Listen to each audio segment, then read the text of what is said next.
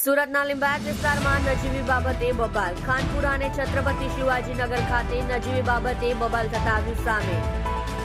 કેટલાક અસામાજિક તત્વો દ્વારા વિસ્તારમાં ગાડીઓની તોડફોડ કરવામાં આવી. લીંબાયત પોલીસની સતર્કતાના કારણે મોટી બબાલ થતા અટકી.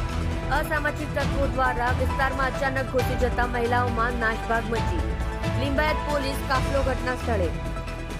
તમે જોઈ રહ્યા છો એસટી ન્યૂઝ ચેનલ ફેઝલ શેખની સાથે.